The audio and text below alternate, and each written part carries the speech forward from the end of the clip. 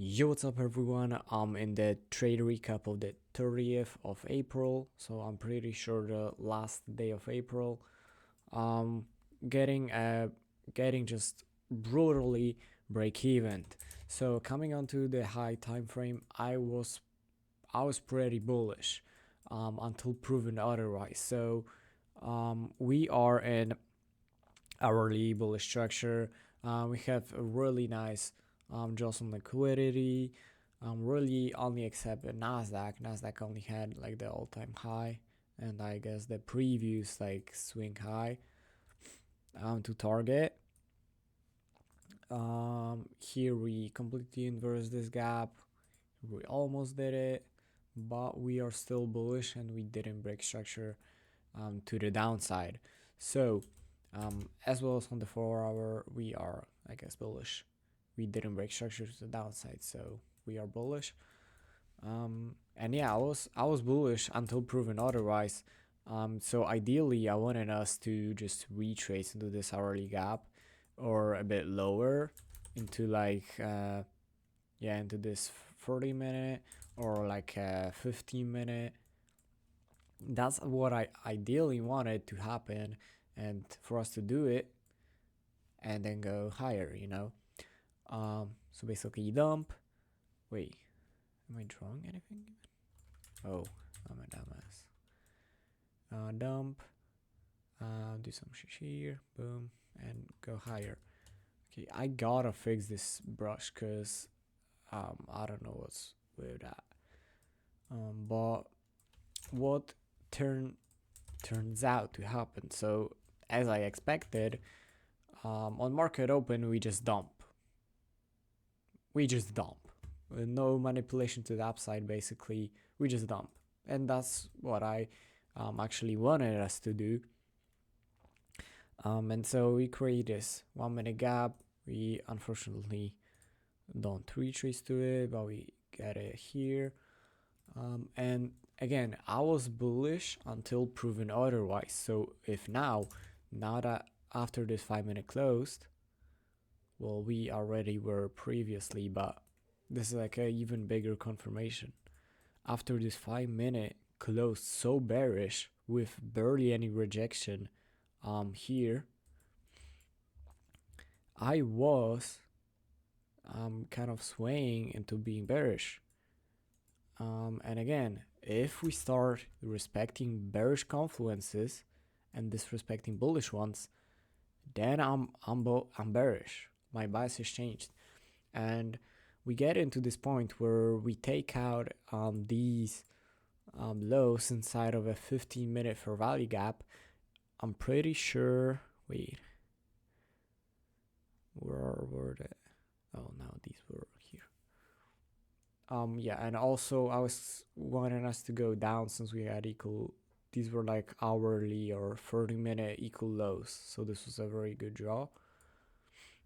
But we take out these lows inside of 15-minute fair value gap, reject pretty nicely, and I'm pretty sure by then we get into equilibrium.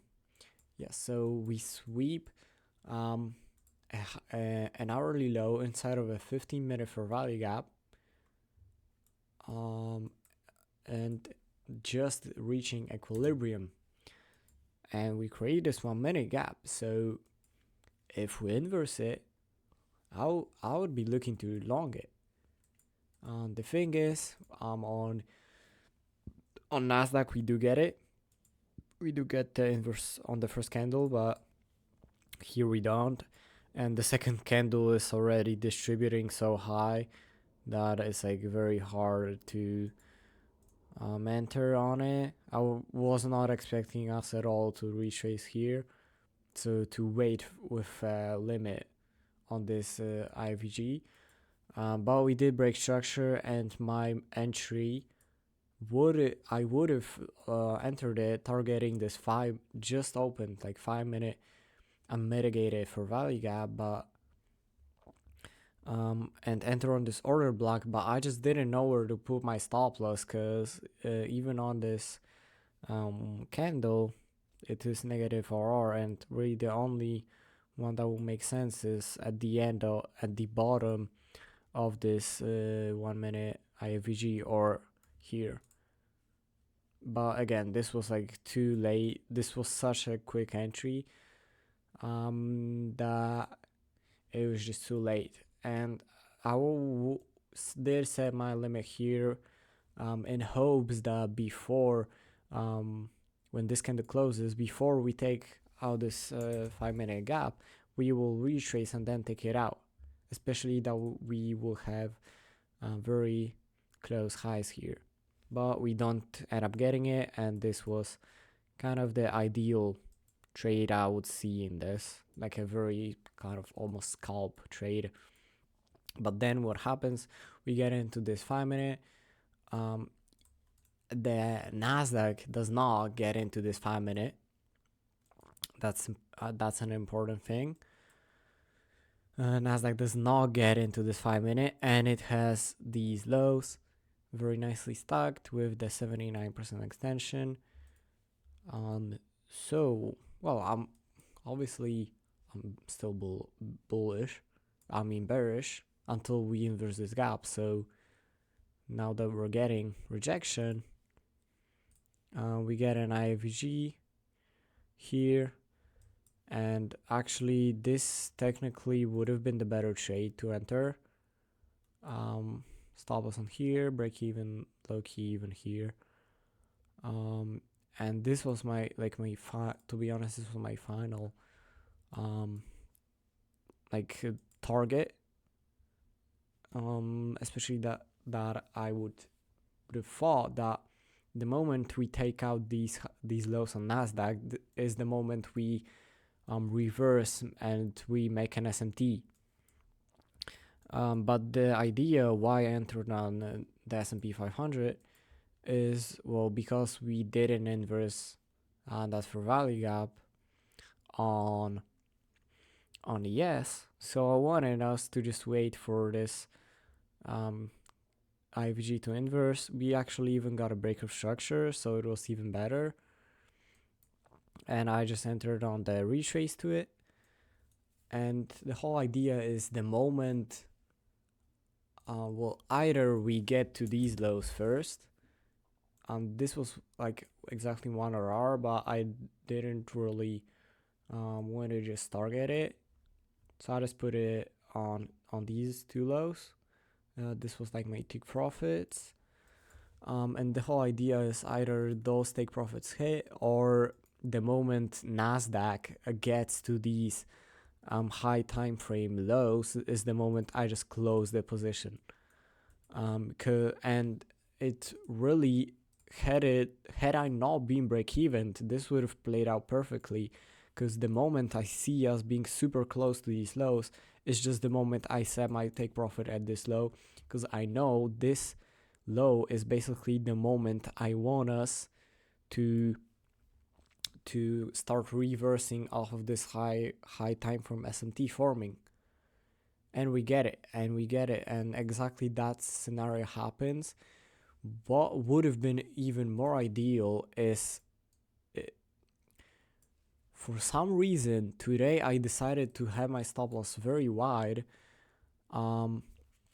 which is kind of stupid, because yes, it is a safer play, but it didn't allow me to take profits at these lows that I'm pretty sure by how this candle looks on the 5 minute that these were data lows. So this would have been enough, and as you can see, we started retracing, or had like a small reverse trend, like a very low time frame one, off of this low, like exactly off of this low. So the ideal scenario is I just would have entered here, full take profit here. This would have been the ideal, or at least like 50% off here.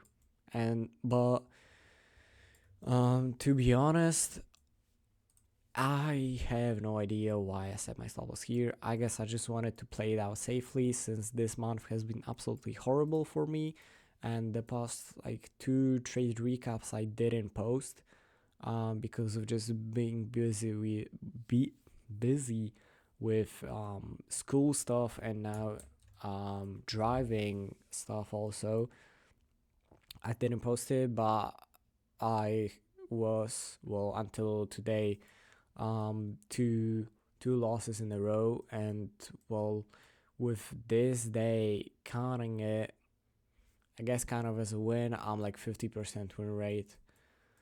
So 2 for 2 or 1 for 2. So 2 losses and one like full win, one break even.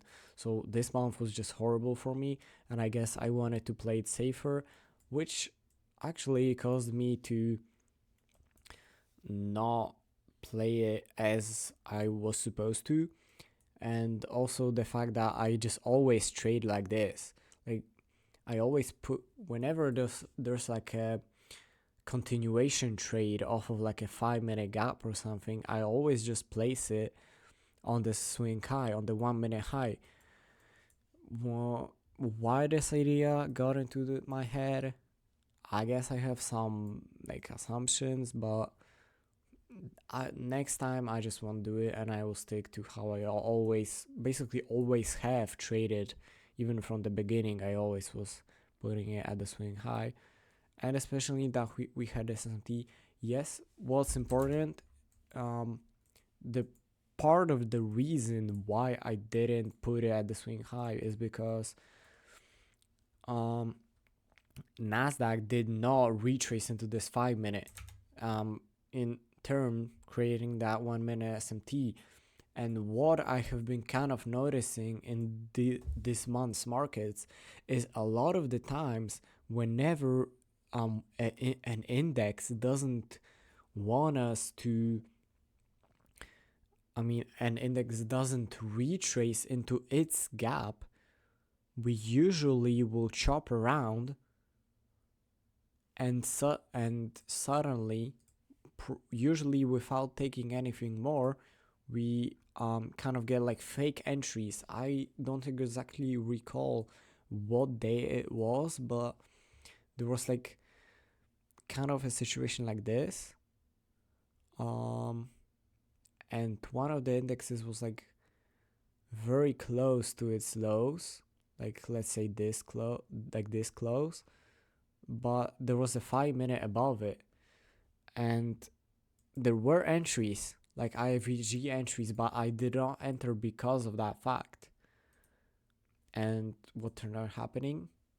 Well, I was right not to enter because I probably would have been stopped out. So this was like a reasonable stop, but at the same time, the other break of structure, I mean, I could have easily played it out normally, especially that I had a pretty early break even, so this wasn't really a big of a problem. And usually with my losses, it isn't really a problem. Like with the losses I get, it's very rarely a problem of a too tight stop loss. And well, this is the exception, so this would have, if anything, this would be a too big of a stop loss for the way I trade. And the reason this low was my break even though it was like half RR and not this low, is because this is the low that the SMT gets filled.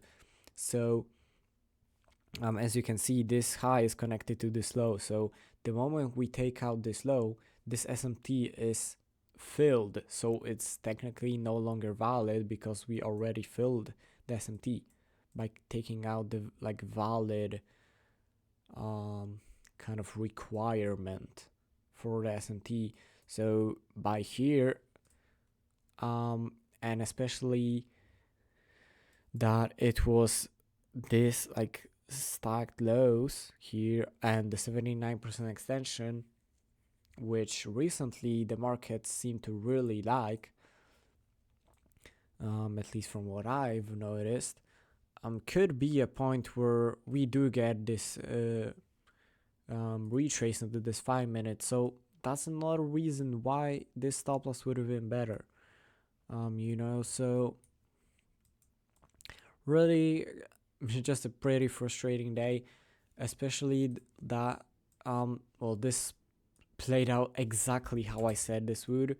And I guess what I could have done, although again I probably would have been stopped out at break even here, if I entered on Nasdaq. I probably would have, but okay, I guess we can wait. What low is this? We can take that out. It really is frustrating because we did exactly what I thought and what I predicted we would do, which is not take out these like higher time frame lows, but just stick to this like swing 1 hour low. And this is the moment we start reversing, and we do exactly that as I'm recording this recap. And I'm pretty sure we are gonna take out these highs. I'm pretty sure.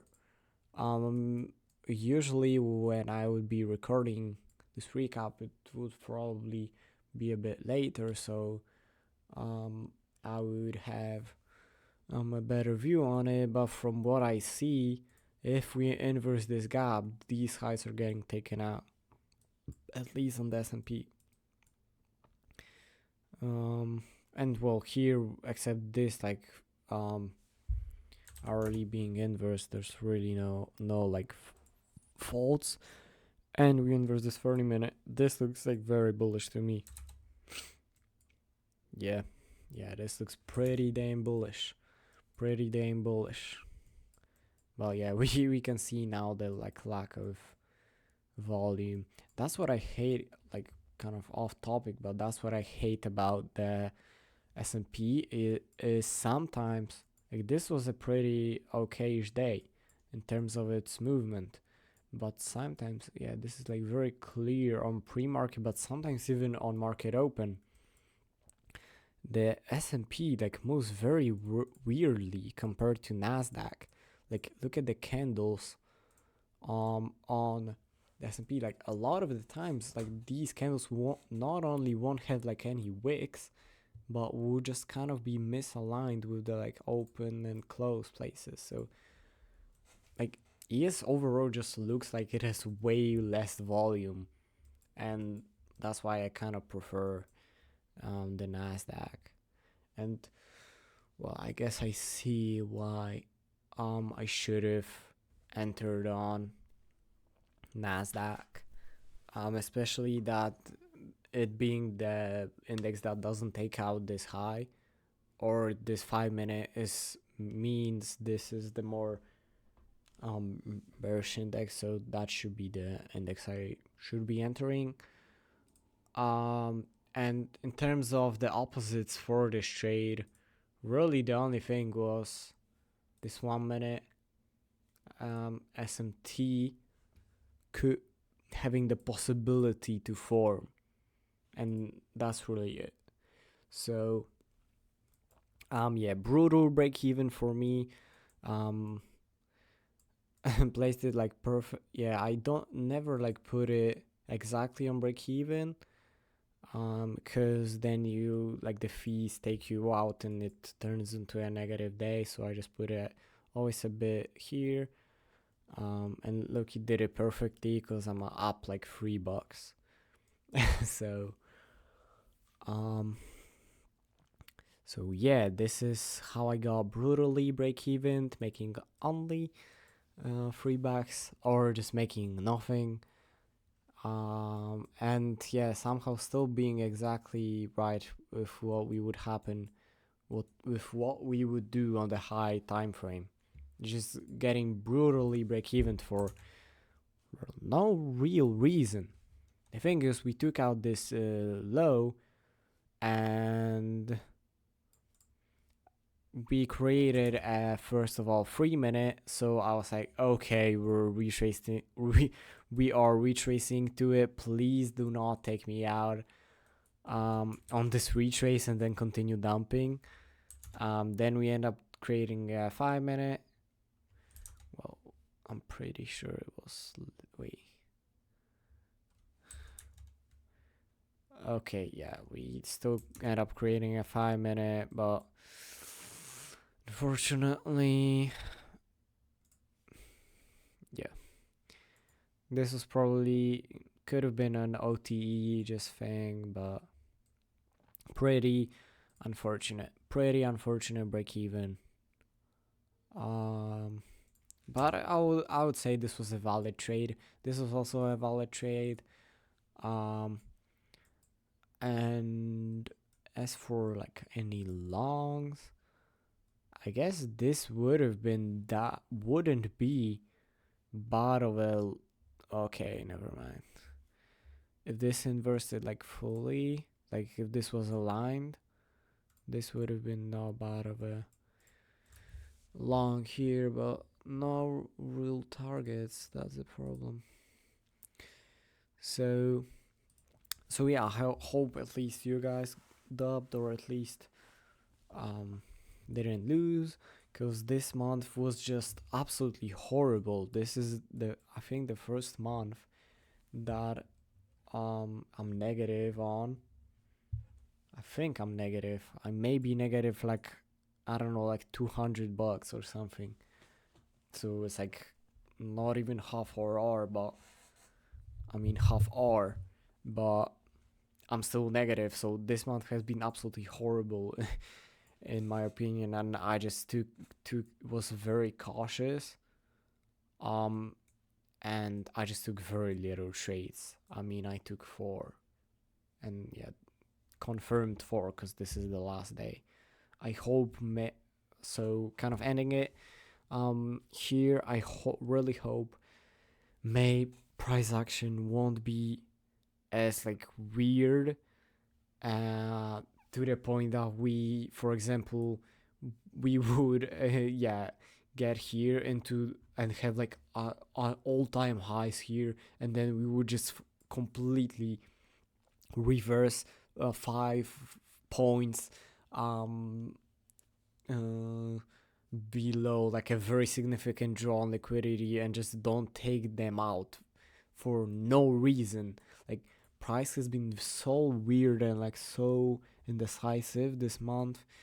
I just hope May isn't that bad, and well, good luck to everyone. This was a very kind of thoughtful and important um, month and a big learning experience for this month. This was my best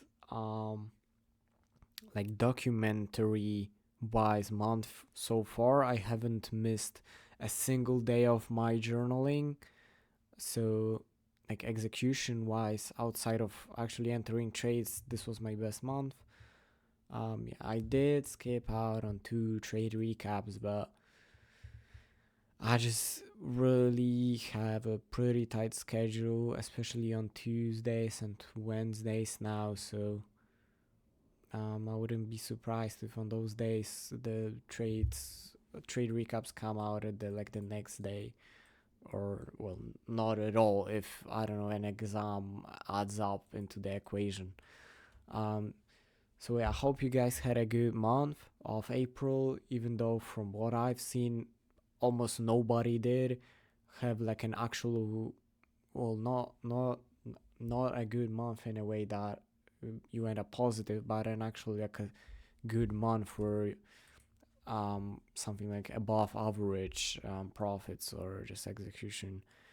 But from what I've seen, everyone has been complaining about this month, that it's like one of the worst months they have traded in. So yeah, brutal to be learning in these conditions, but at the same time, if you're able to be profitable in the bad conditions, you're probably gonna be profitable when price action gets back to being good. And that's how I will end the month of April. And yeah, see you guys next time.